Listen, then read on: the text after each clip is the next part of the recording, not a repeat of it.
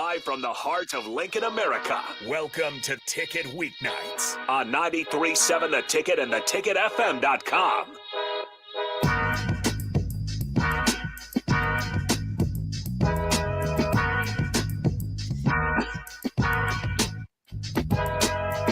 Husker fans, Sam McEwen with the Omaha World Herald and Husker Extra. This is the Husker Extra Hour, on 93.7 The Ticket. We come to you here on a Sunday afternoon, a victory Sunday. Nebraska beats Northern Illinois 35-11. You can obviously go to the streaming site, ask questions in the chat. We'll be able to answer them. Tom Chattel, the columnist for the Omaha World Herald, will be on relatively shortly to chat with us about what Nebraska was able to do on Saturday night. It's fairly impressive, right?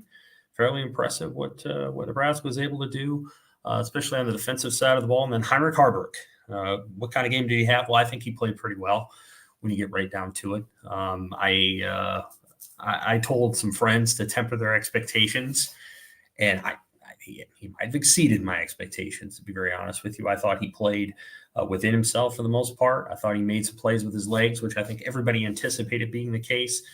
Simultaneously, he threw enough good passes. Not every pass was perfect. Not every deep pass was where it needed to be. He threw one in harm's way that Northern Illinois dropped, but he did some nice things too. He threw those little sidearm throws in the flat. He executed a running back screen for the first time in, I don't know, maybe since the Bill Callahan era. He hit a wide receiver screen to Alex Bullock, perfectly timed. Nebraska had not run a bunch of those this year, but when they needed to run one, they were successful with it. 33-yard play against Northern Illinois' blitz.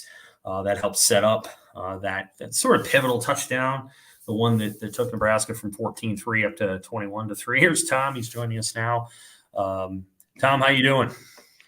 I'm here. Thank you. All right. Welcome to the Husker Extra Hour. We're going to be with you for about the next 30 minutes talking about Nebraska's 35-11 win over Northern Illinois. Tom, you had a really good column coming into Saturday night, Sunday morning. You talked a little bit about the formula, of course, that maybe this is something that Nebraska can replicate for enough games this season to make a bowl game. But, of course, one of the biggest stories coming out of Saturday night with one Heinrich Haarberg. Kearney Catholic quarterback, graduate of there, Class C1 quarterback, playing smaller schools, coming to Nebraska. It took him a couple of years to kind of get his feet under him. And here he is. He gets his first start of his career Saturday night. I thought it went pretty well.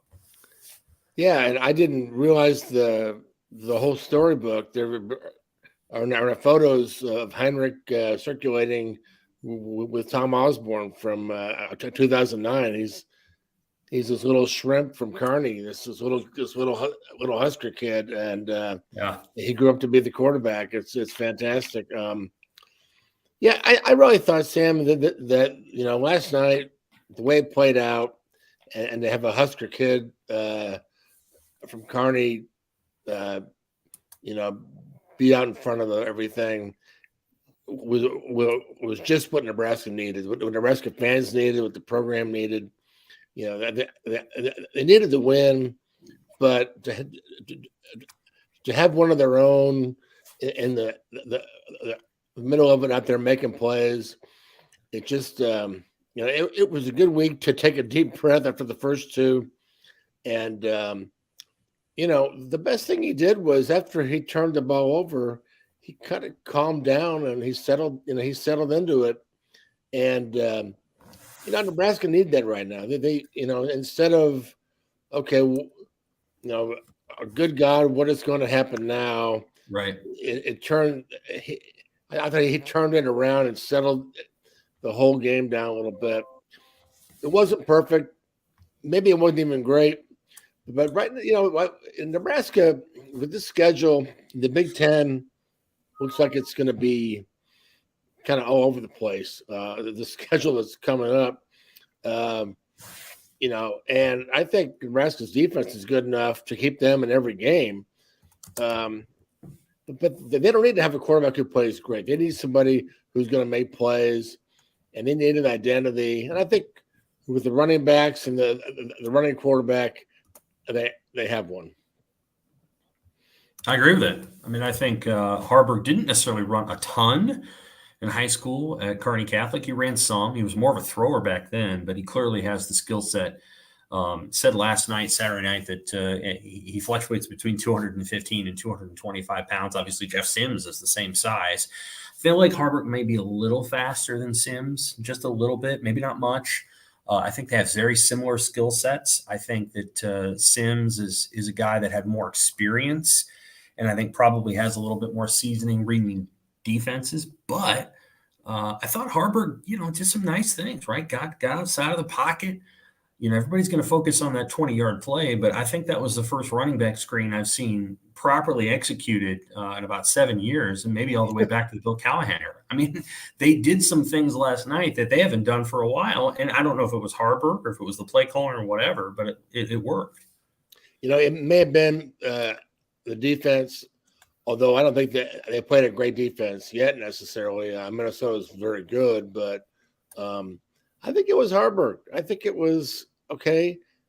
We can trust them, and I'm not sure they have that with Sims right now.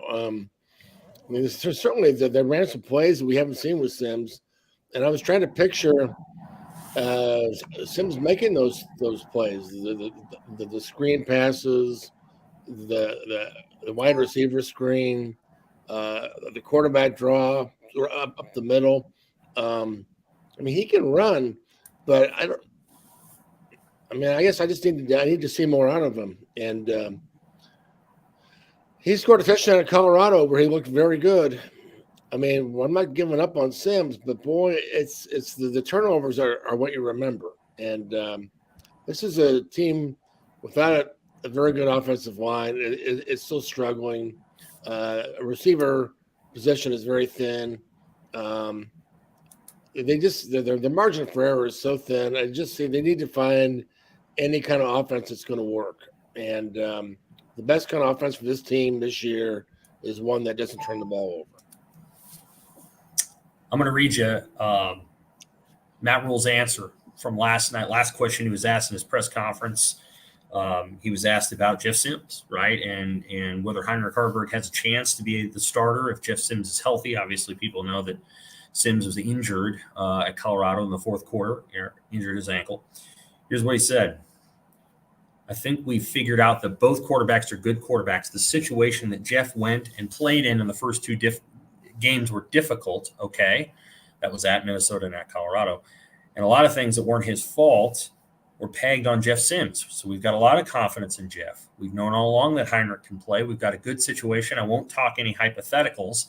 I don't know who's going to be healthy and who's not, but I know we can win with both guys.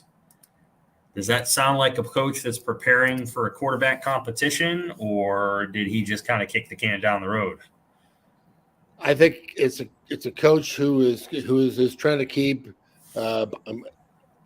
Jeff Sims in the game, and right. He's not writing him off. And I think we got a couple of weeks here, especially the Michigan-Illinois series with the bye week, where Sims. I believe if Sims can play, he will start next week. I believe that. That's how that's going to go. But there's going to be a short leash on him now because they have another answer. There's another option, and this option it can work. So I think they'll give him another chance. But I'd like to sit down with the coaches and say, okay, what part of those turnovers were not his fault? Because sometimes it's true. Yeah. You have guys that go in the wrong position or go the wrong way, and maybe the play breaks down because of something like that. The receiver, he misses a block, or somebody does whatever. I'd like to know what part of the turnovers I saw were not his fault, because they look pretty simple to me. But I'm just a simple guy in the press box. So, but I really do think they have two quarterbacks right now. That there's a little bit of a spark last night, and I think that it might be something that coaches they feel that they see that too when the team responds. And that let's also keep in mind that the team voted to have Jeff Sims single digit jersey. So they like him, and that they wanted him to, they felt like he was a guy who could be a leader. So see how it plays out. But, it's nice to know. I didn't know how good Harburg was going to be, but it's nice to know that, if Sims doesn't work out, that it's just all going to fall apart. They actually have a guy who looks like he's going to make plays and is going to run this offense. Could be that the star of this team is not even playing, but is the coordinator on the side of the field, and Tony White. I mean, what he's done so far, he is a head coaching candidate right away. Like he is going to be an off-season, retention job for Matt Rule, because I think Tony White is either going to get lots of looks from schools that can pay him even more than he's getting paid now, or he's going to get a head coaching look, because what they have done in a short amount of time, and I'm telling you, Nebraska's defense isn't bad, and they do have some experience. My goodness, what they've done with the defensive line alone is pretty impressive. That defense looks like a top 30 defense in the country, and there's no way that anybody could have predicted that. And Tony White seems to have pulled it off. Yeah, he's sort of a guy in the shadows, a guy behind the scenes. When we talk to him once a week through August, he does. He's not very flashy. He's very detailed and very businesslike, just like his defense. So I agree. How soon is he going to leave? Well, I would say, how soon are they going to win? Because winning is what brings attention to guys like him. So, but I agree. I knew I was going to jinx it last night when I came down to talk to you and Evan about the defenses in the last few years always found a way to have a late hit out of bounds or a late hit on the quarterback or some kind of targeting deal that would eject the safety from the game, and they'd give the other guy 15 yards, and they just were not quite disciplined enough. And these guys have been really clean. But as soon as I said that, there was a personal foul in the quarterback, but they were way up. But I knew I should have kept it to myself. They put their third and fourth teamers in there at the end, and of course, this is a team that'll play 20 defenders in crunch time. Like they're not afraid to play guys that I wouldn't, that might be third or fourth string in some other programs, but they're playing at Nebraska. I feel like maybe they thought they could get away with that against Northern Illinois. Clearly, that was an offense that is supremely challenged. I mean, they're not great. They've got issues at quarterback. He probably needs to sit down, and they need to give some younger guy a chance. I don't know if that's going to happen, but Rocky Lombardi's not playing very well, and he didn't play very well Saturday night. But clearly their defense is really good. This is the first time, since 2017, that they've held three opponents in a row to fewer than 100 rushing yards. Now, truth in advertising, the 2017 defense didn't turn out to be so good. Right. But I feel like this defense is going to be better. I feel like they're going to be tougher to figure out, and they have a much better pass rush than that 2017 defense did. I mean, they're just hard to figure out. And I asked Quentin Newsom last night, what's it like to play cornerback with this pass rush? And he's like, it's great, because he has never played with a pass rush like this. It's never been this easy for Quentin Newsom. He's had to cover guys for 9 seconds. Now he's having to cover guys for 2. And it's a hell of a lot easier to do that than what he had been doing for several years.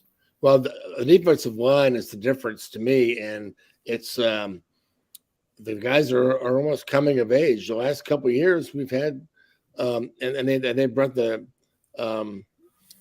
TCU kid in, and he had an okay year, but we didn't. We kind of thought this would. I'd be one of the weaknesses of the defense. We didn't know what we're going to get from that.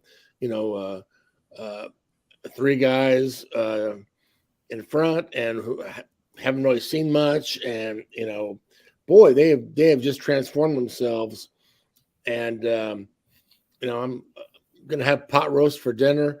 I love pot roast, and the pot roast who's coaching this defensive line must be a hell of a coach. But I will say that I'm anxious. They haven't played a great running team yet. I like just to see what's they get into the Michigans and Illinois, Wisconsin's, some of these other Big Ten teams that like to line it up and come at you. Let's see what Tony White's got then, and I think it's going to be a good deal for Nebraska. You mentioned Nebraska's remaining schedule, and obviously Michigan's on it, and that's a challenge. Michigan has not really played anybody yet, but we get a sense they're pretty good. Maryland's pretty good. They're 3-0, and they've been pretty dominant. Maybe aside from a quarter against Charlotte. Right. Michigan State lost 41-7 to Washington. That probably could have been a 68-7, but Washington called off the Dogs literally at halftime. But here's the Big Ten West. Minnesota got beat pretty handily yesterday by North Carolina. Iowa's 3-0. They have one signature win over Iowa State, who isn't very good. I don't know. Did you see Matt Campbell go after that fan yesterday? Yeah, that was amazing. What are you doing? What are you doing? I don't think he's on the hot seat, but boy, he's got a temper, and they're just not very good. And I know they lost the guys to the gambling probe, but and it's not going to get better with some of those teams coming in the Big 12, and it's not going to get better with some of the teams that just came in this year. So, yeah.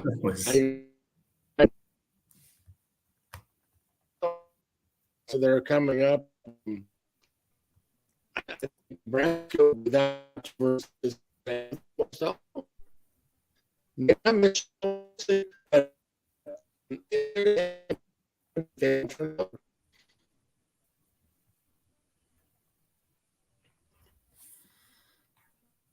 I think we may have lost Tom there for a second. He'll be back in a second. Are you there, Tom? Hello. Yeah, he's there. Am I back? I think you're back.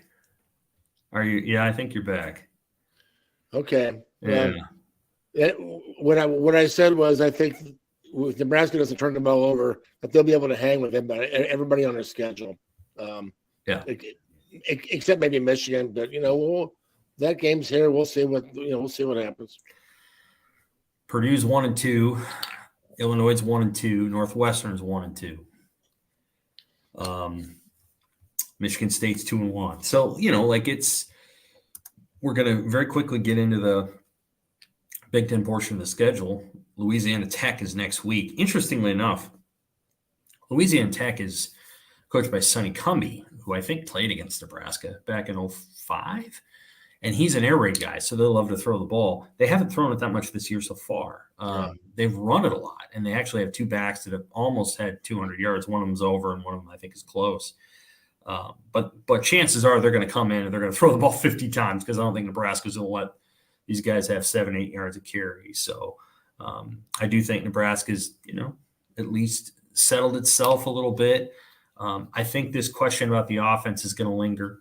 It just is until you really know whether that offensive line can be dominant in games. And I think we've talked about this a couple of different times that you feel like Nebraska football is going to be back when they have an elite line. And where do you feel like the progress is on that? I thought it'd be better so far, but let's get Teddy out there full time, healthy, and maybe see where it goes. But there have just been too many missed blocks, too many scenes where the running back or the quarterback is getting tackled behind the line, and the offensive lineman is like standing behind the whole scene, watching. I mean, there's too many times that happened, and but you get later in the game, they do wear them down a little bit, and some of those holes start to open, and you see Irvin and Grant, going through them, and so I think it's. But for a while there, Sam, it seemed like the best running play was the one that they kind of bounced outside. Yeah. Where, okay, well, we're not going to get anywhere inside, so we have to go outside and just kind of outrun the coverage or the containment. So I feel like that's kind of where they're at right now. But whatever works. I mean, it's not going to be perfect. This offense isn't going to ever be perfect this year.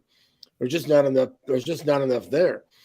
But we want to see Rule and Satterfield take what they got, and I think last night was a pretty good example of that, where you've got Bullock catches the ball, runs down the field on the screen.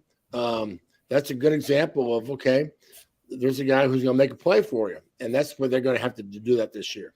Yeah, I agree. I also found Rule's comment last night about, hey, we're not. It's not that we can't run the ball, so we're going to run the quarterback. It's we are a read option, power option team, and that's what we're going to do. We're going to run the quarterback.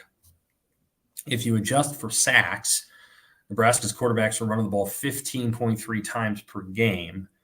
That's not quite what it was in the Martinez-McCaffrey era in 2020, but it's pretty high. I mean, they are asking the quarterbacks to carry a load. And again, against Northern Illinois, it looked okay. You do wonder how well those two guys are going to hold up as the season progresses. Well, they recruited Sims, brought him in with the specific intention of running the quarterback. So that's what they wanted to do. Maybe they're feeling their Nebraska heritage, and that feels like they have to do it that way. But this position has been really over the last few years has not been maintained very well, has not been kept up, and so you kind of had guys. You had Chuba Purdy, and then you had Smothers, and you had this. You had different kind of guys, and I just don't feel like they there's no system. What do they want to run, and what are they recruiting to that system? What are they trying to accomplish on offense? And I feel like they haven't really done a good job identifying that, before now. So I think running the quarterback, I mean, these kids are pretty durable, and now they have a little depth. I think that's their best identity. That's their best path forward this year. So I think it's a strength. And let's not forget the fullback. They got the fullback got the last play last night, I think. But what's good, I think that's another thing that teams aren't always ready for. So I'm curious about that Illinois game, Sam. I wonder, is that possibly one that I think about stealing? I don't know. I think they could. I mean, by the time they play the game, I don't know that Illinois is going to be real happy with its record. Yeah. I mean, it's not that far away, but I think by the time they play the game, it's on a Friday night. They might have 25,000 people there. I mean, Illinois doesn't show up very consistently. They play Florida Atlantic on Saturday. I don't know if Casey Thompson's going to play in the game because he hurt his knee. Did he? Okay. He did last night. And that, I think, encapsulates part of why Nebraska was just not sure about bringing Casey back. And, of course, if Nebraska intended on running this offense, this is not an offense that Casey would have fit at all. So Illinois play Florida Atlantic, and then they go to Purdue. And Purdue is an interesting team. They actually move the ball pretty well. Their offense is actually fairly good with Hudson Card, but their defense has been really bad, like the worst defense in the Big Ten other than Illinois. And so there's some issues with that particular defense. But Illinois won that you think about. Maryland's still won. I mean, shoot, they're 3-0, and they'll probably have 6 wins by the time they play Nebraska. But they got to come out west in the cold in November after they played some of the best teams in the country. They're going to be beat up. And Michigan State's a wild card. I thought Michigan State played quite well actually the first 2 weeks, and then yesterday. Was Washington. Washington is like 8th or 9th in the poll, and Washington should be higher. They're quite good. They're very, very good. And I think Michigan State was just kind of overwhelmed with Mel Tucker getting suspended. He'll probably get fired here within a month or two. You just never quite know. They were overwhelmed. And so hard to say what Michigan State's going to be in 2 months. Again, one of the things that you get when you play these teams, Michigan State and Maryland, is by the time Nebraska plays them, they will have already faced some of the Ohio States and Penn States and Michigan. And that's like playing 2 games. Every time you play one of those 2 teams, they take a lot out of you. And so Nebraska is going to get a diminished team. Unlike playing, say, Michigan State in September, when you play them in November, they're kind of beat up. So will Maryland be. And I think that plays to Nebraska's advantage. Yeah.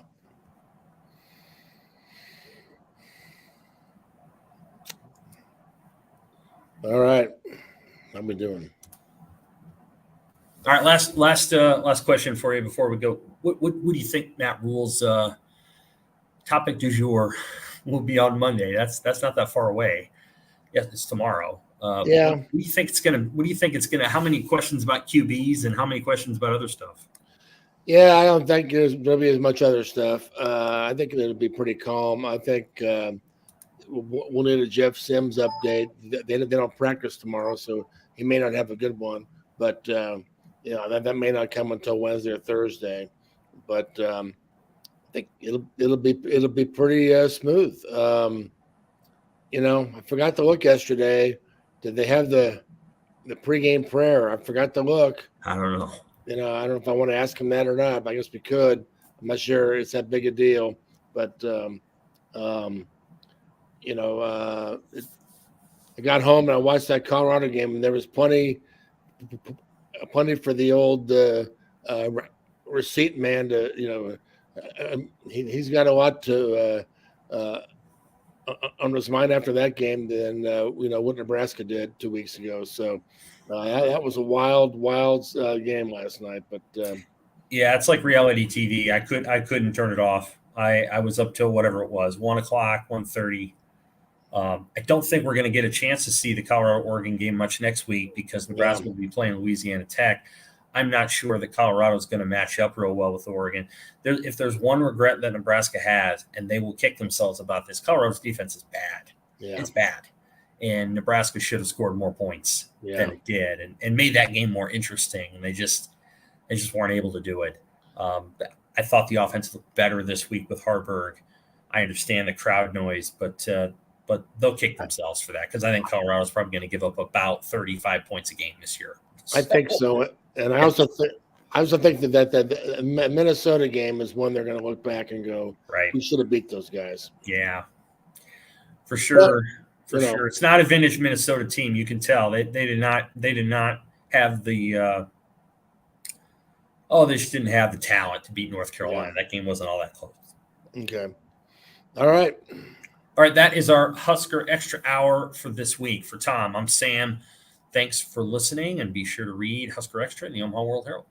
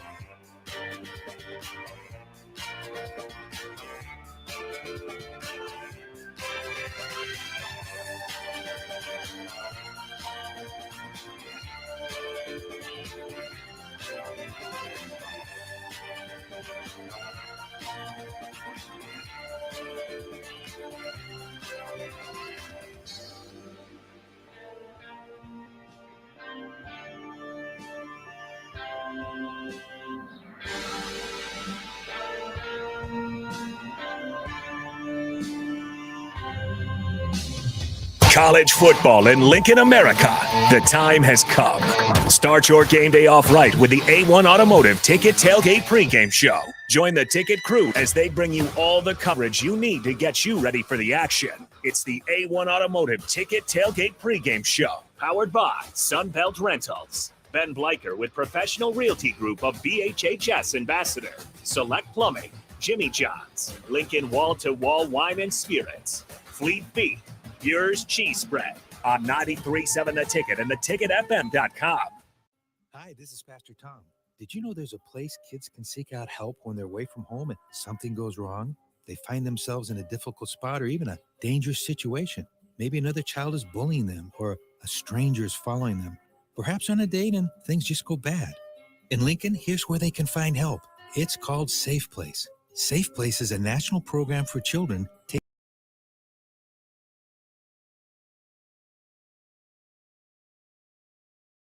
and set up a number of businesses, fire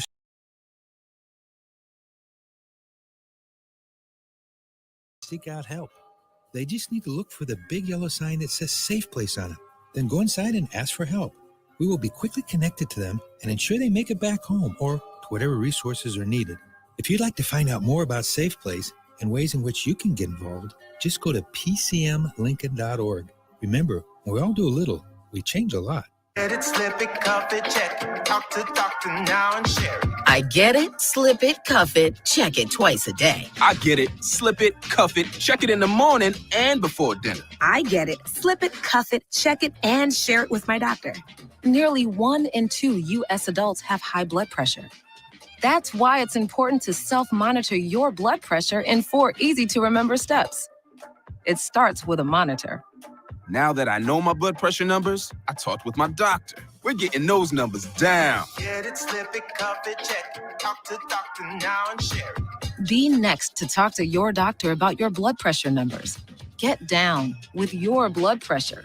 Self-monitoring is power. Learn more at manageyourbp.org. Brought to you by the Ad Council, the American Heart Association, and the American Medical Association, in partnership with the Office of Minority Health and Health Resources and Services Administration. I always had to be so good, no one could ignore me. Carve my path with data and drive. But some people only see who I am on paper.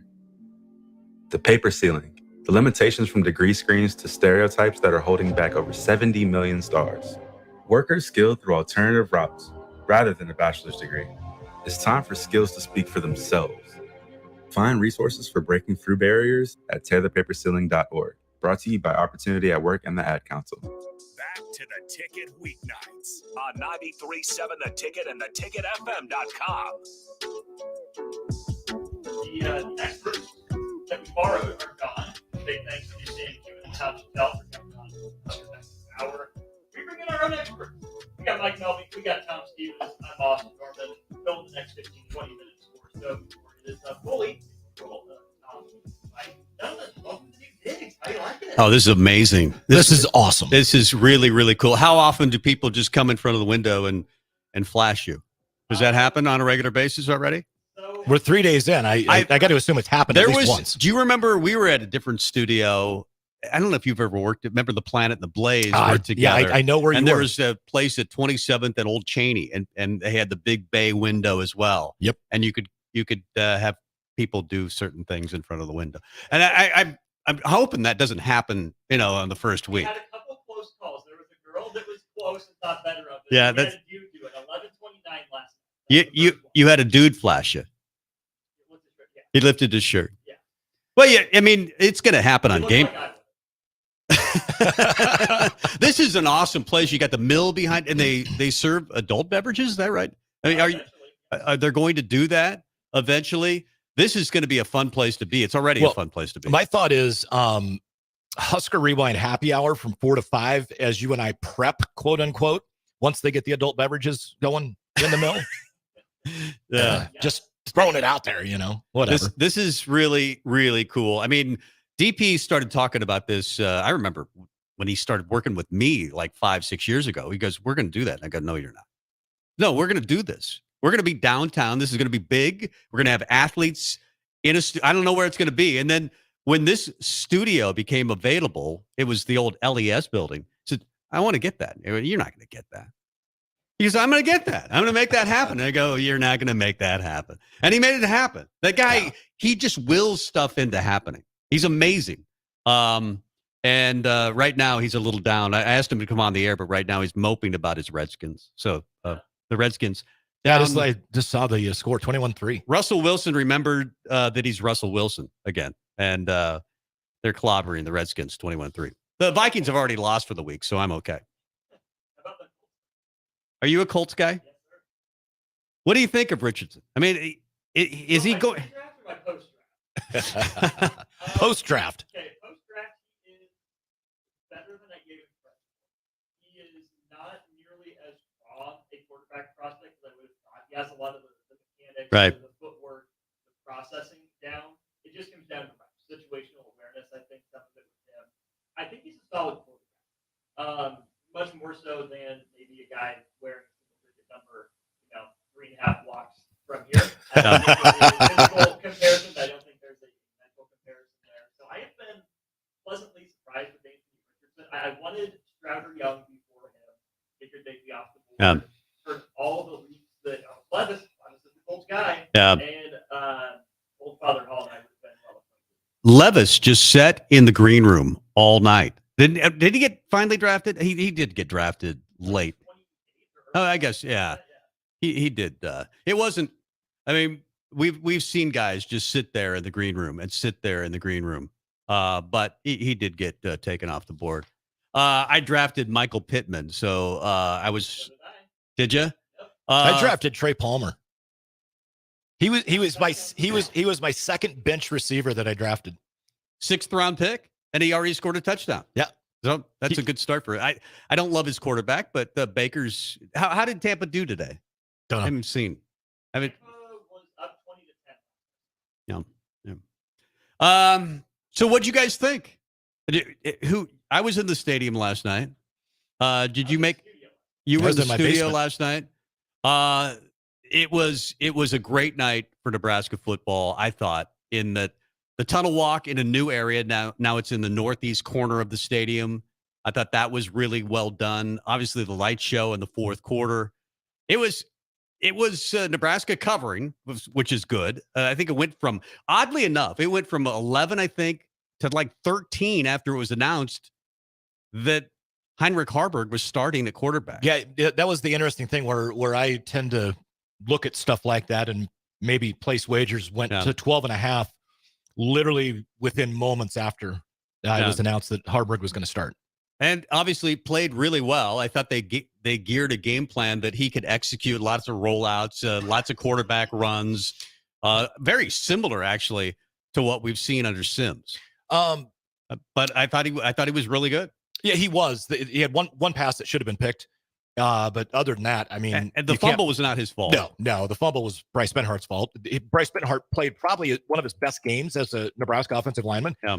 He had 2 bad plays. They just happened to be back to back. Why you call the reverse? That's where, I'm struggling right now with this the play selection. At the 10-yard line. They were at the 17. You have 1st and 10 on and then the 17. second down play was at the 10-yard line. And then the second down play, after Tommy Hill gets snuffed out. And again, Benhart he missed the assignment. The guy caught Tommy Hill for a loss, and then Benhart again gets beat on that very next play for the sack fumble. But other than that, Bryce Benhart played like fantastic yesterday. He had 2 bad plays.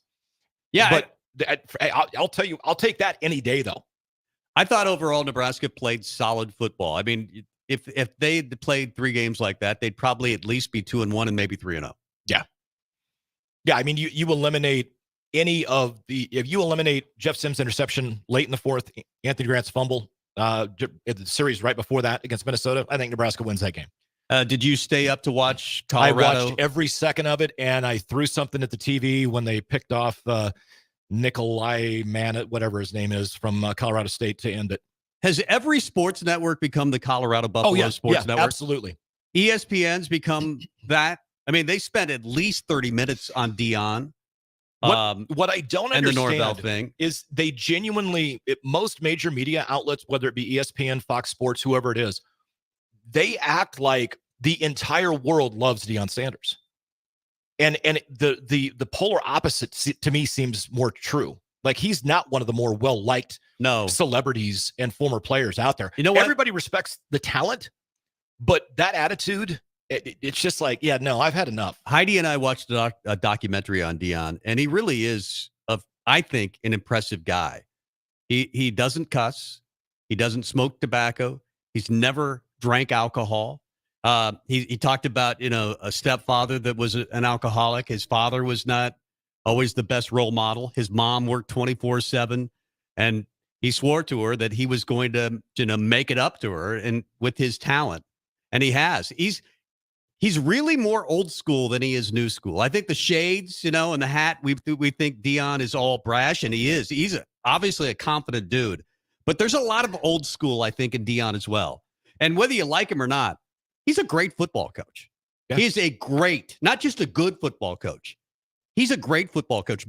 I think it was Steve Sipple that wrote an article about talking with Bo years ago. And Bo Pelini said that Deion was his best player he ever coached, basically. This is when he was with the 49ers secondary coach.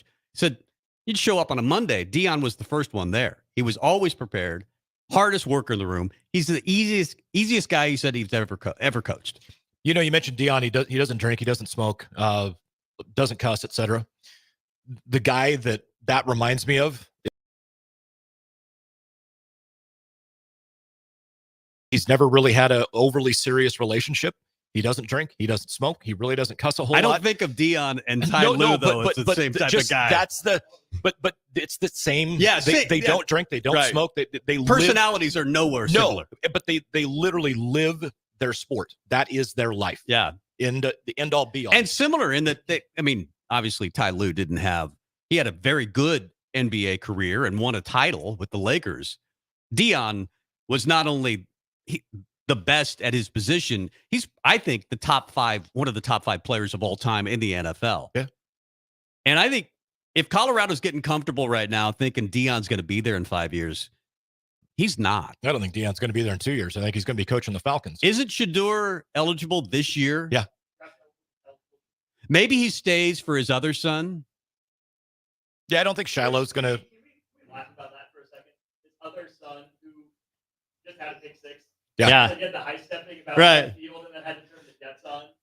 That's just practice. By the way, in this documentary we were watching about Deion, he ranks his sons. He did it again on Instagram. He ranks his sons. And Shedeur's like 3rd out of 5. And he was talking about, I'm not sure Shedeur would be there when I'm in the old folks' home. I'm not sure he's the first one there. I could, based on Shedeur's actions in the last 3 weeks, I can pretty much guarantee he'll be the last one there. Yeah. That's a young man that has a lot of mirrors in front of him. Yeah, but he's also going to be rich with a lot of mirrors. I get it, but at the same time, there's a word called humility that evidently is just a foreign concept to anybody named Sanders. No, they're not the most humble people in the world, and I don't think that's a great football team. That's a good football team that should have lost last night. They don't have a lot of depth. They're probably a 7 or 8 win team this year. I know they're 3-0, but I don't think Colorado is a 10 or 11 win team. Colorado does a lot of what USC does, but Colorado does a lot of what Oregon does or wants to do. I don't think they're talented.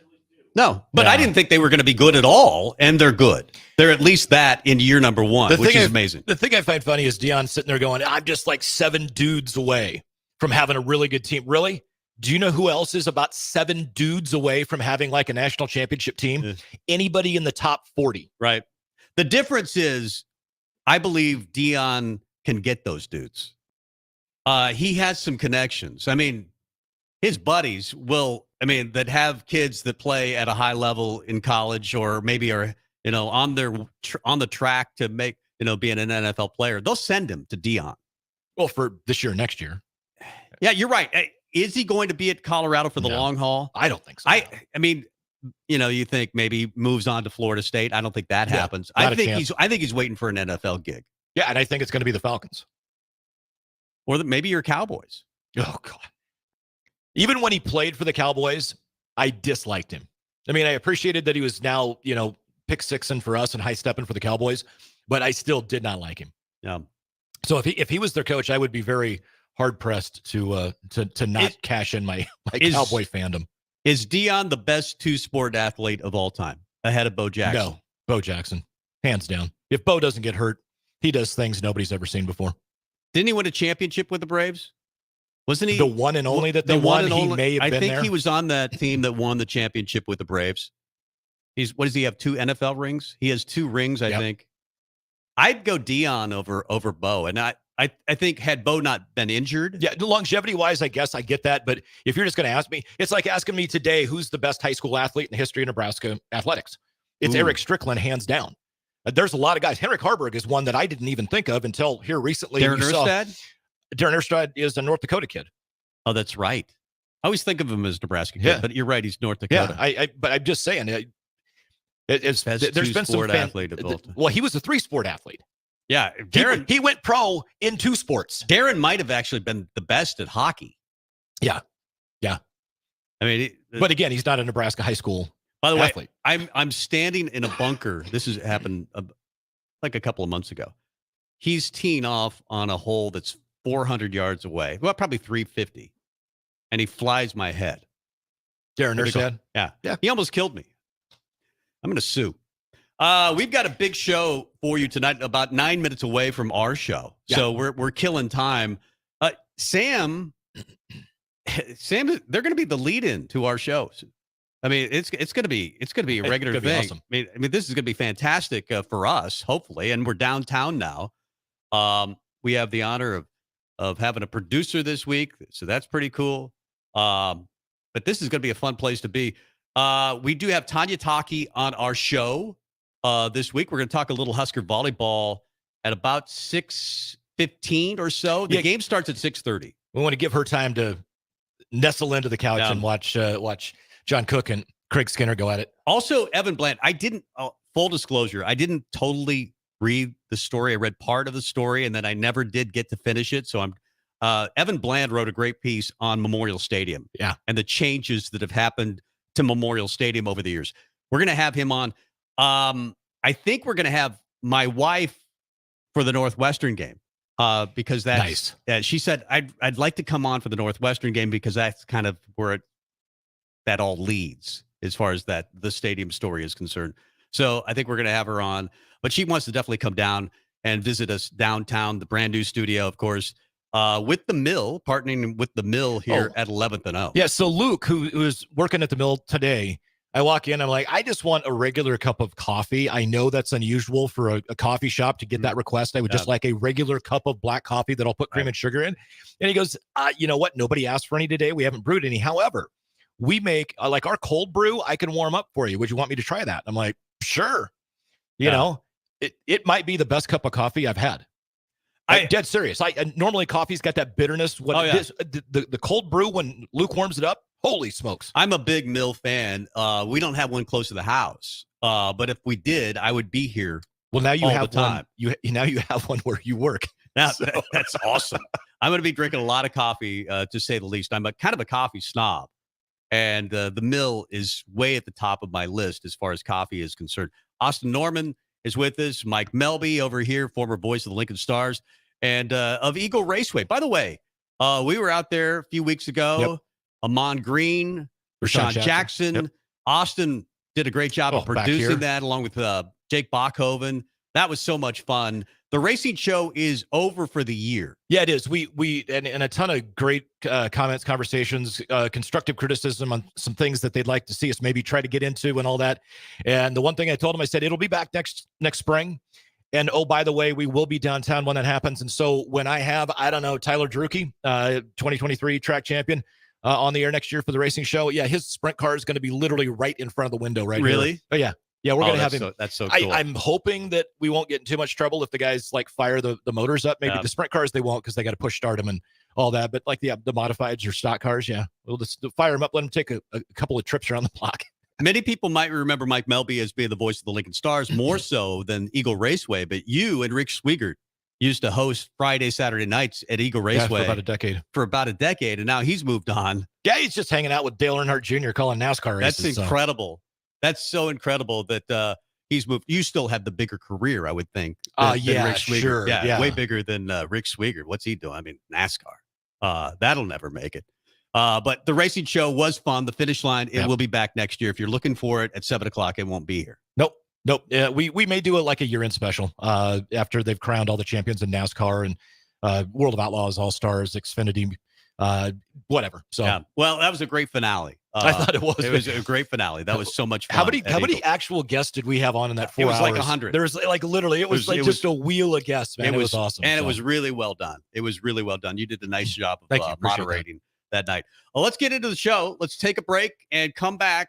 Husker Rewind. We'll recap a Saturday night that was actually pretty awesome. It was. It's nice to get a win. And that wasn't even ugly. That was just a good win for Nebraska football. We'll talk about that. We'll talk a lot of Husker volleyball and football, college football at large. Husker Rewind is on the way next. LES is hosting an EV Ride and Drive event at Haymarket Park on Sunday, September 24th. Attendees can sign up to test drive a variety of electric vehicles. Visit les.com/drive to learn more. Belmont Chiropractic and Novotny Nutrition and Wellness specialize in getting rid of people's pain quickly and permanently.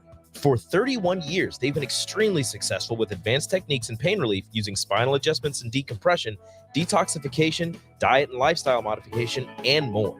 They are fully equipped to handle the most seasonal athlete, weekend warrior, car accidents, strains, sprains, and more. Is there anywhere you're experiencing pain on your body, or are you fighting decreased energy and depression? Consult Belmont Chiropractic and Novotny Nutrition and Wellness first at 402-476-8619. Integrated Life Choices has been inspiring opportunities for individuals with disabilities for more than 15 years in Lincoln and across Nebraska by offering a number of services. From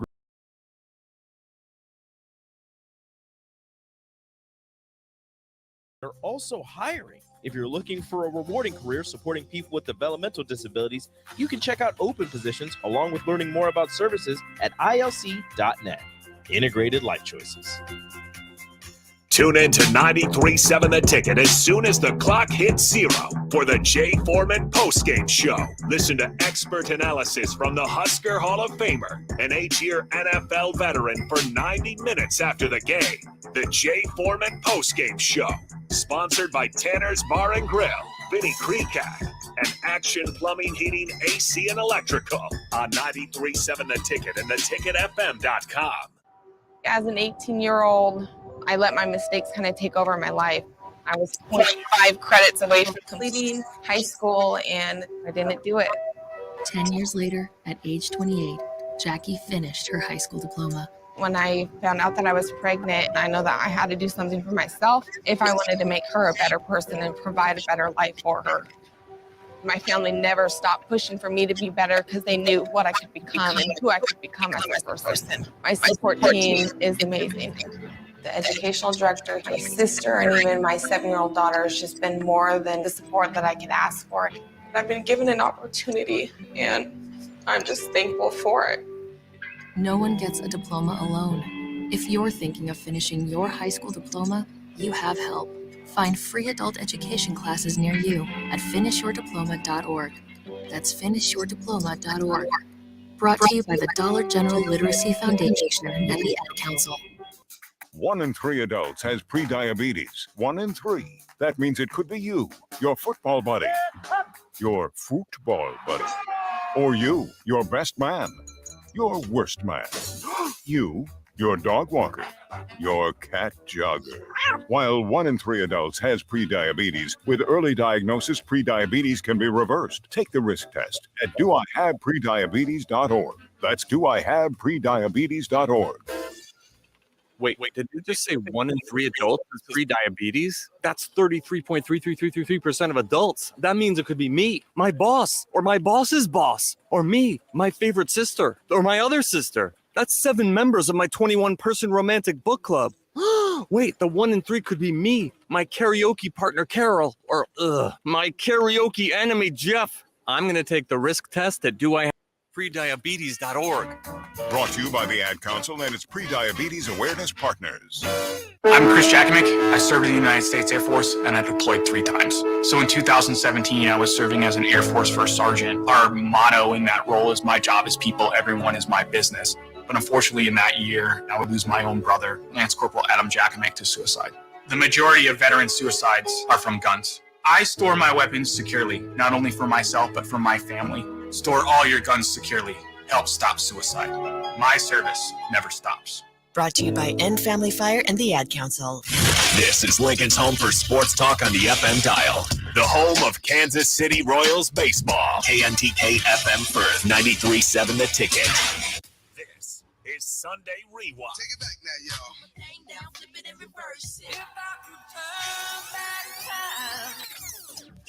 On 93.7 The Ticket and theticketfm.com. Now, here are your hosts, Tom Stevens and Mike Melby.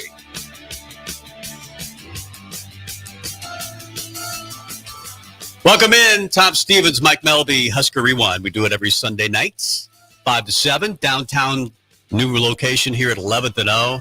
This is going to be fun. It's, man, it's just a great place to be. We've got coffee in front of us, drinking that, and there'll be other refreshments as well, provided by Beatrice Bakery. I am kind of hungry. I got to see if Rebecca brought any goodies down. They've got, I mean, we just got a tour of the building. I mean, there's secret compartments here that are really, yeah, we're really not going to tell you about a couple of them.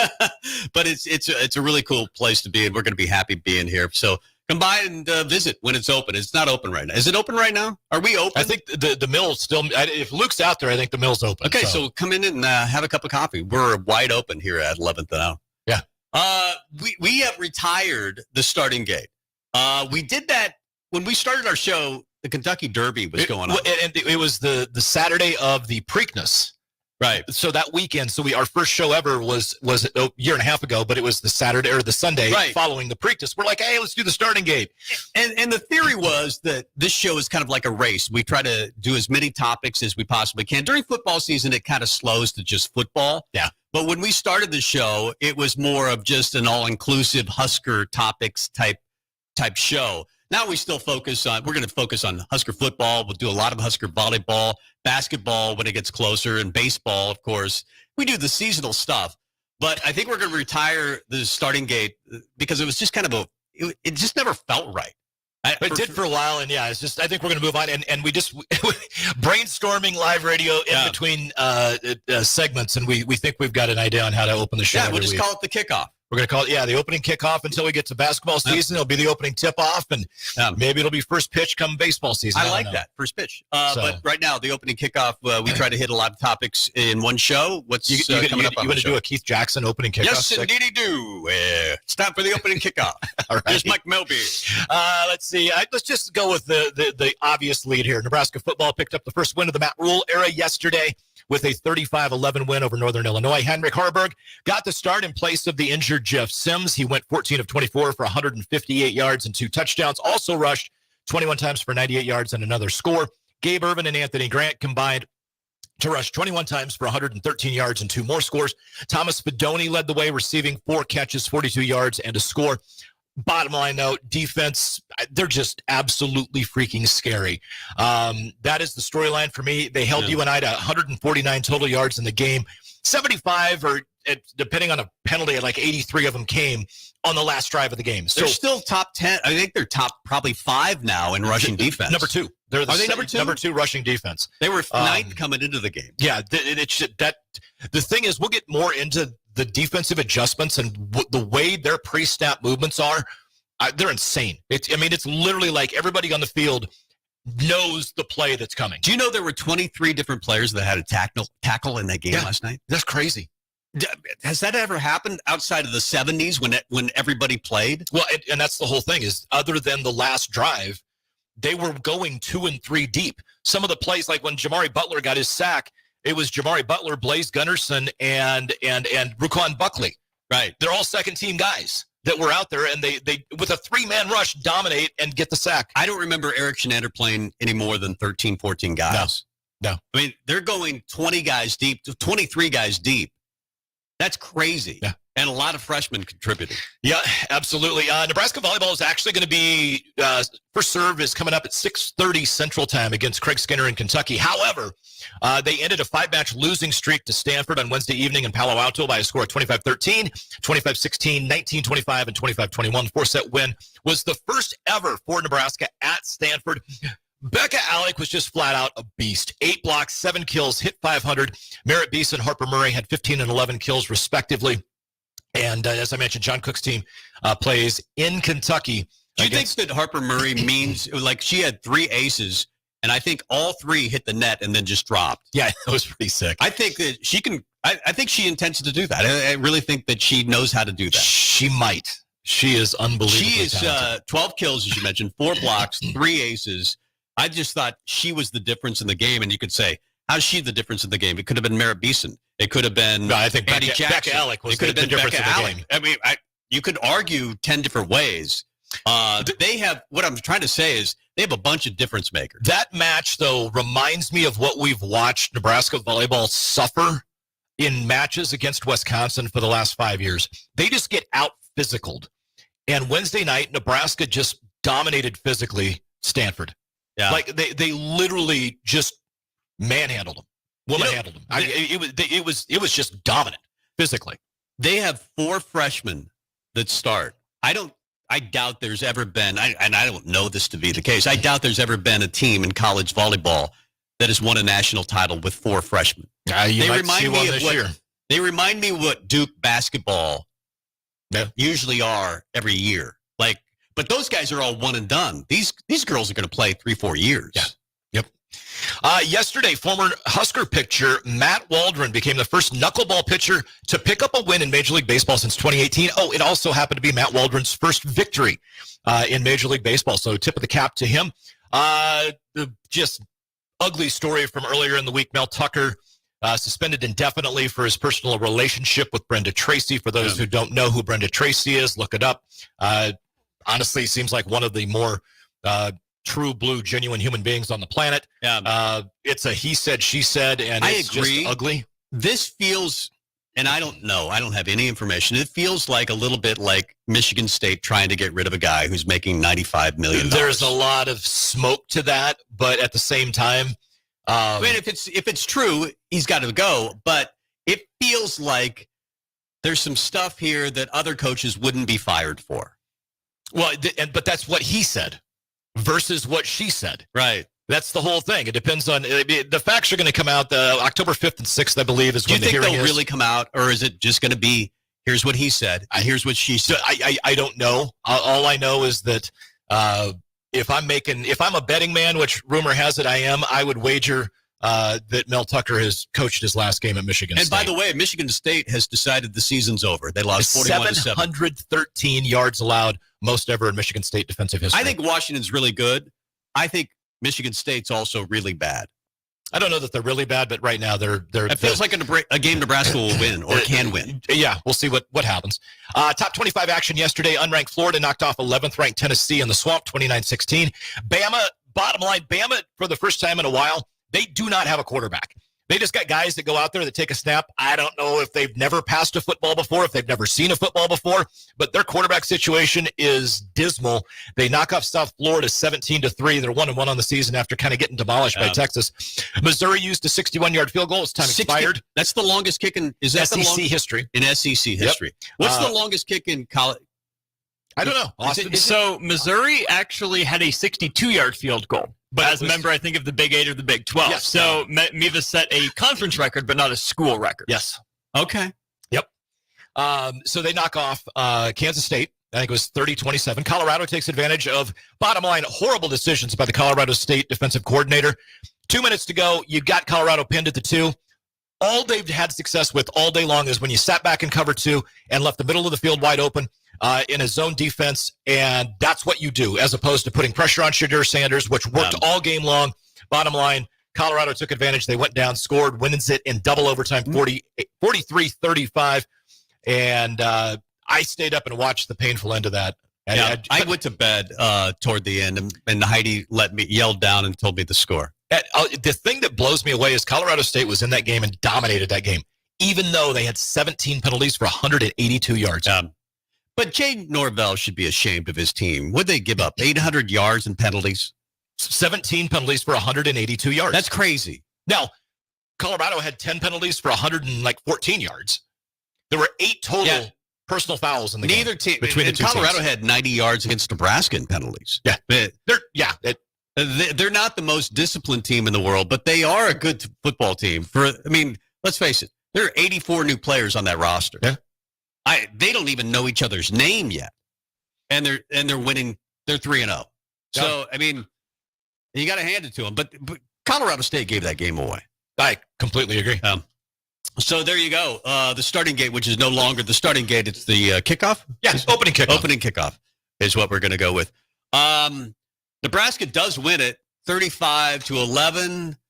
And as we mentioned, the last 75 yards don't really even count. They held Rocky Lombardi to, I mean, he was awful. I don't see how he continues to be the quarterback. Do you realize that he was the quarterback in 2018 when Michigan State played Nebraska? Yep. That 9-6, the cold game? Yep.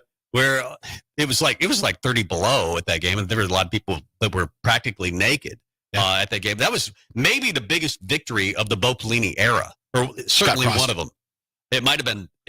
But he was there. He was the starting quarterback for Michigan State. Yeah. He's 26 years old. Yeah, he redshirted in 2017. He graduated high school in 2016. 7th year in college football.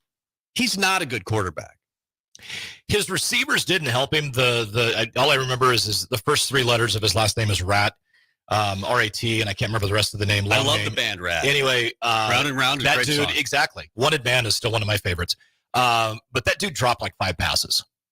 Yeah. So, I mean, the drops did not help Rocky Lombardi, but at the same time, none of those, had they caught the ball, would the guys have gone more than a couple more yards. Nebraska's defense, it literally was like they were in the huddle. However, Ethan Hampton, who came in at the end, he was 6 of 8, 50 yards and a TD. He looked to be a much better quarterback. I wouldn't be surprised if he's the starter next week. I thought he was much better. I get it, but he was going against 3rd and 4th team guys and That's true. freshmen that have never played in a game before. And we're still playing pretty well. Yeah. In fact, when Javen Wright had the interception, it was all 2nd and 3rd team players. Yeah. You're right. Nebraska has found, I think, an identity with their defense. And we might as well start with that. Here's what I think the identity should be for Nebraska football. Play defense like that, and they played 3 games pretty much like that. They just didn't get help against Colorado from the offense at all, and too many turnovers. But for the most part, they kind of played that way against Minnesota. And Minnesota's not very good. They lost 31-13 to North Carolina. They're not very good. Colorado's pretty good offensively, but Nebraska could have beaten them by playing sound defense, by not turning the ball over. Not turning the ball over. I say, if you're Nebraska, embrace your inner Iowa. Be as boring as you possibly can be. If you have to take a knee for half the game, take a knee. Don't turn it over. In fact, they were averaging 3 yards a carry on quarterback sneaks. Do that. True. 3.5 yards, you get a first down every 3 quarterback sneaks. Seriously, I'm kidding a little bit, but look at Cade McNamara's numbers. They're embarrassingly bad. He was 9 of 19 for 103 yards and a pick. He didn't do anything. They rushed for 252 yards, Iowa. But late in the 3rd quarter, it was a 14-10 game over Western Michigan. I know that Brian Ferentz has that thing in his contract. He has to average 25 points, 25 points, whatever it is. They got 41, so I guess he's safe for now. For the week. But you look at the numbers, you go, how did they get 41 points? Well, that's what I couldn't figure out. I was going back reading the game cast and looking at the box score.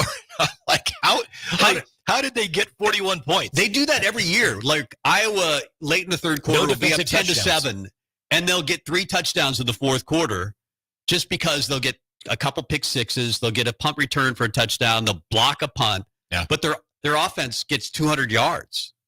Their offense is pathetic, and that's what I think. It looks reasonable to me that Nebraska could get 6 or 7 wins just by doing that. Just by doing nothing. Just don't beat yourself. That's going to be the key. And that's where, I mean, at some point we're going to have the conversation. And injury or no injury, who do you want starting? Because I can tell you right now, I think Husker Nation thinks Henrik Harburg got to be the starting quarterback, regardless of injury status of Jeff Sims. But Husker Nation doesn't make that call. I think the argument is, how could he not be? How could he not be? Jeff Sims, I mean, and I'm sure he's a great guy. You and I are pretty good guys. We're not going to be the starting quarterback at Nebraska, but Nebraska might be 1-1, or they might have been 1-1 going into Saturday night if you or I were starting a quarterback. I just did nothing. And I'm not trying to be mean. It's just that you can't, I don't even know how the conversation still exists that there's a controversy. And it seems like Matt Rule thinks there's a controversy. Like, hey, wait, back up. I'll say these two things. Number one, Jeff Sims is Matt Rule's guy. Chose him, handpicked him. Matt Rule, I think. But that was a mistake. I know, but I don't know if Matt Rule knows that yet.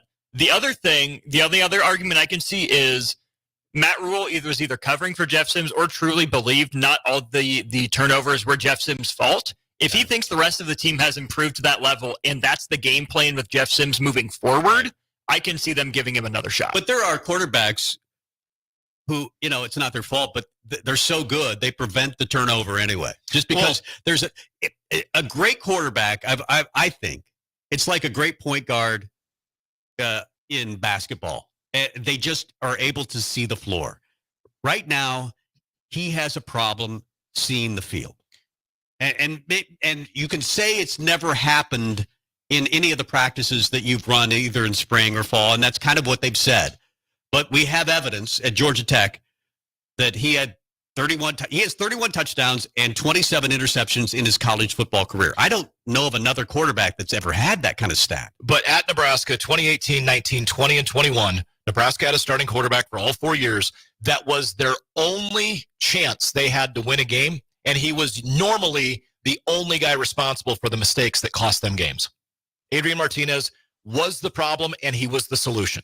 But we went through this thing. But that's my point. With Taylor Martinez, we went through this thing with almost every quarterback not named Joe Gans for the last 15 years, it seems like.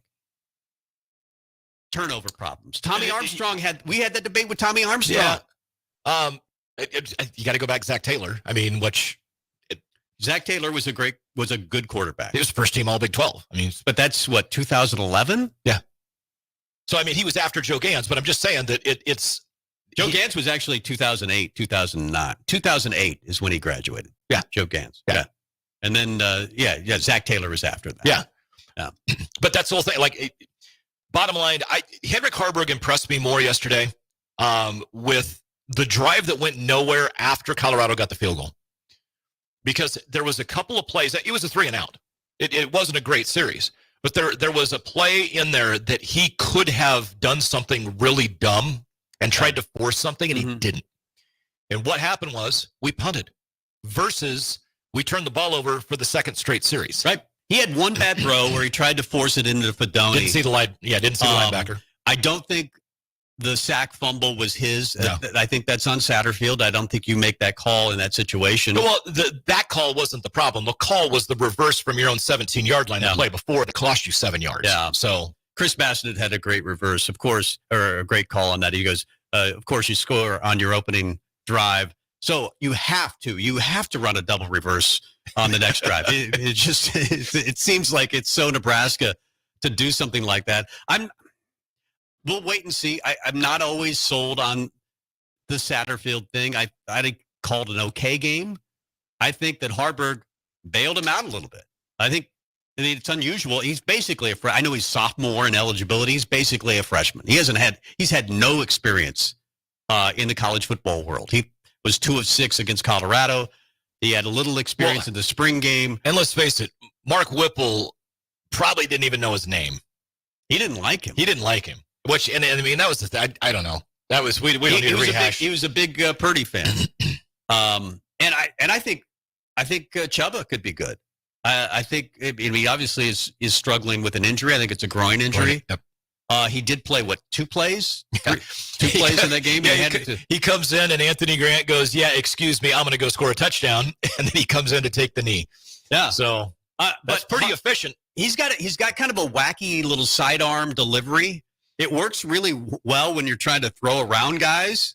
But he seemed pretty accurate. I like the way that they used him. I mean, if we're going to criticize Satterfield, I have to compliment him on the rollouts. The bootlegs I thought were really well done. I would rather not my starting quarterback be running quarterback draws late in the third quarter to fourth quarter when the game's been salted away. I would rather him not take hits at that point. But they are developing toughness. They don't want guys going down. If you saw Harburg last night, he's running into guys. Like, he is lowering the boom. Was it Missouri that Eric Crouch trucked the guy? Do you remember the play? Iowa. Yeah, that was against Iowa, about the 5-yard line. He just lowers his shoulder and blows the guy up. And there was 3 runs that Harburg saw the contact coming and like accelerated into it. And it's one thing, and being a Cowboys fan, Tony Dorsett was one of my favorite players growing up. Obviously, that's kind of in my formative years when he was the running back for the Cowboys. And Tony Dorsett, I saw in an interview, and he said some coach or whatever told him way back when that the best running backs initiate contact. They don't shy away from it. They don't run from it. They don't step out of bounds. They initiate contact. It keeps them from getting hurt. I get it. Henrik Harburg is probably a very sore young man this morning from all the punishment that he doled out, but then he took as well. Yeah. But he literally looks like he's trying to punish whoever is about to tackle him. Yeah, and I think you're right. I mean, it's the guys that initiate contact that usually don't get hurt. It's always the freak injuries. I think of Mickey Joseph getting, I mean, it wasn't his fault. Remember the Oklahoma thing where he got pushed into a bench? But it's a lot of times it's when you go out of bounds, you get pushed into something, or you just get the wacky, you land on something weird that's not supposed to be on the normal field, or you're trying to slide and you slide incorrectly. I just think sometimes if you're going to play football, let's play football. And Harburg plays football. So does Jeff Sims, for that matter. Yeah. He doesn't shy away from contact. And maybe this is a good thing. Maybe Jeff Sims, it's almost like a guy that gets taken out of a game for a quarter, and then he gets to watch from the bench, and he becomes better because of it. Yeah. Sometimes guys get injured, and they watch, and they become better, and they go, oh, this is what maybe I should do. So maybe he comes back, and you've got 2 quarterbacks now. And that's what Matt Rule thinks is going to happen. I don't think so, but I'm not the coach of Nebraska football. I don't know. Let's take a break and talk to one of our guests. Evan Bland. Evan Bland of the Omaha World Herald. We'll talk about the history of Memorial Stadium. You read the article, so I'm going to let you lead on some of it. It's so good. It's really well done. But we'll open with Nebraska football topics, some of the same things, because he writes about that. He writes about recruiting, so we can talk about a myriad of Nebraska football topics with Evan Bland of the Omaha World Herald. It's Husker Rewind. Mike Melby, Tom Stevens, more after this. Warning, this ad will use the F word often, so listen at your own risk. Family fun, fun with friends, freedom from fuel, free Yeti cooler, free driveway delivery. Hey, this is Carl from Nebraska Golf Carts and Priced Right Auto, and we have the all-electric Bentelli Fun Carts, and they are a blast. Plenty of fun colors, and these street-legal cars come in both 4 and 6 passenger. Tell us you heard us on the ticket and get a free Yeti cooler with your purchase. Hurry, supply is limited. Check them out at 1235 West O in Lincoln or NebraskaGolfCarts.com. Gaina Trucking is hiring CDL Class A and B drivers. Gaina Trucking guarantees a 40-hour work week year-round, and their strong team culture makes it not a job, but a career. Gaina Trucking offers health, vision, and dental insurance, 401k with company match, an employee assistance program, and other bonus programs. Build a better career today with great team culture at Gaina Trucking. Learn more and apply today at GainaTrucking.com.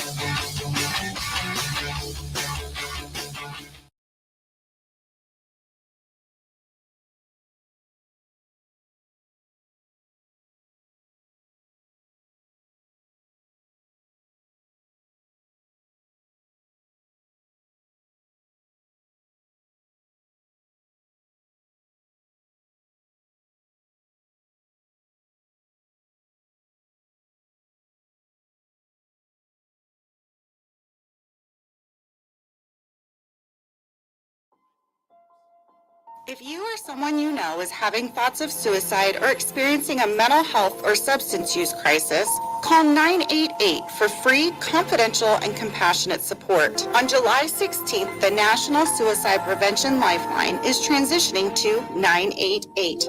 There is hope.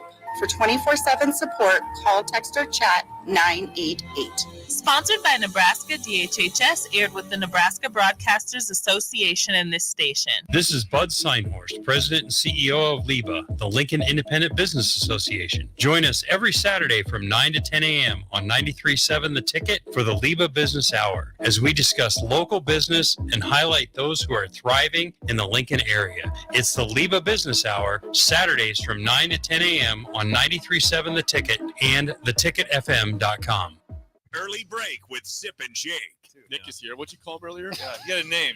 He said a name. Can you hear Nick? I said you look like a big swimming pool.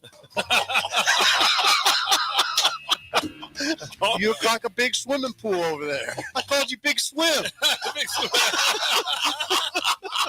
All right. Should I tell the people what you called me the second week that I have Don't hang that over my head. Track record here. Early break with Zip and Jake from 6 to 8 every weekday morning. This is Sunday Rewind on 93.7 The Ticket and theticketfm.com.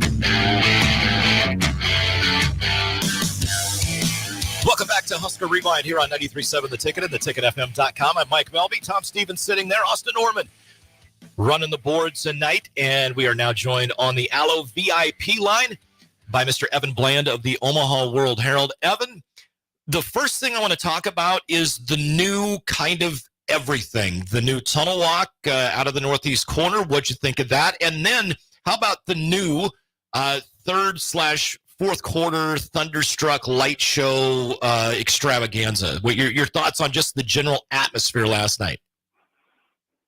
Yeah, it was really neat. I was curious how the new tunnel walk would look coming out of the northeast side there, and I mean they did a really good job. I think if you want to nitpick, I suppose the lighting was a little dark, right? So it was kind of hard to see Matt Rule and the guys coming out a little bit. So I'm sure they'll tweak that as they move forward. But it had the same sort of vibe and those moments where fans can high five with players and all that good stuff. And then I was curious too if they would stick with the east side of the field where they've always been, or if they'd ever reconsider maybe going to the other side, more out of the sun and that sort of thing. But they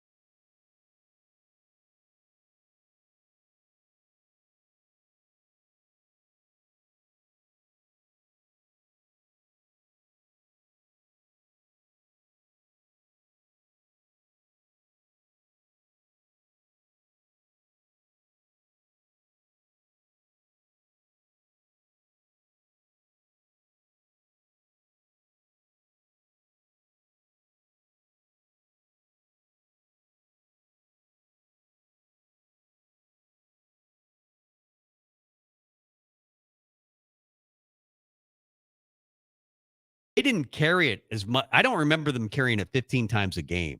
No. In many cases, they would carry it 6 or 7. And that was the thing about Tommy Frazier too. And we talk about it. I mean, he was a 53% passer or whatever until it was 3rd and 15 in the fourth quarter, and you had to have a first down in order to keep a drive going and have a chance to tie a game. And then you literally could have had a window to throw the ball through that gave him 1 inch around the football to fit it through, and he would not have touched the side of anything. It would have been the perfect pass. That 2-point conversion, was it Eric Alford or who was it against Miami to tie the game? The 2-point conversion to make it, I think. You're talking back 24-17. Actually, no. I'm thinking about Miami, that the 2-point conversion. I think it was, they made it 24-17 after Nebraska had gone ahead of Miami. But it was the hardest throw that I ever remember. And Tommy Frazier threw it, and it just stuck. I think it was Eric Alford that, or Alford was a DB though.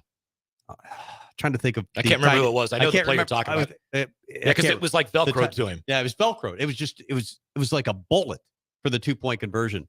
But that, you're right. I mean, he wasn't a great thrower, but in the clutch, there's nobody you would rather have until you had to have that play to win the game. And Nebraska just hasn't had that since Tommy Frazier. They're just winners. I mean, those guys just don't happen all the time. That's why you're Tommy Frazier, and why Nebraska has struggled since that era, really. I mean, Eric Crouch, obviously. I was going to say, a guy that won a Heisman wasn't bad. He wasn't bad, but he took a lot of hits. Yeah. He took a lot of hits. He dished out a few. For a guy that's his size, man, it still just blows me away going back and watching some old film and some, you pick up a game on BTN, Nebraska Football Classics and stuff, and you watch old games of Eric Crouch, and you're like, oh, yeah, that's right. Right. Oh, okay. Yeah. I remember. For a guy that didn't weigh much more than 200 pounds.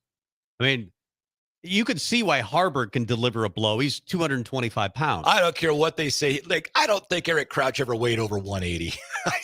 Right. He didn't look like it. Well, he probably did, but he was listed too at 6'1". I know he wasn't 6'1".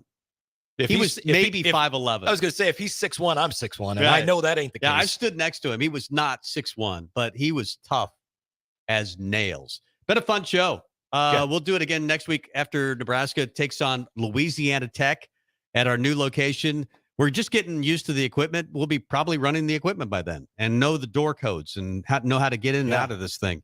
But this is fun being downtown at 11th and O. We welcome live studio audiences, so come on by. We may have to set that up next week. Like I might actually offer up. I'll do like a couple dozen wings and just say, if you want to stop by, bring them in the studio for crying out loud. Yeah. I've done that before. Super Bowl Sunday. You were out of town, and boy, it was Bach and Nick and Rico came in, and we feasted. Oh, you make great wings too, and chili. You're a good cook. But we'll be back next week. Nebraska versus Louisiana Tech.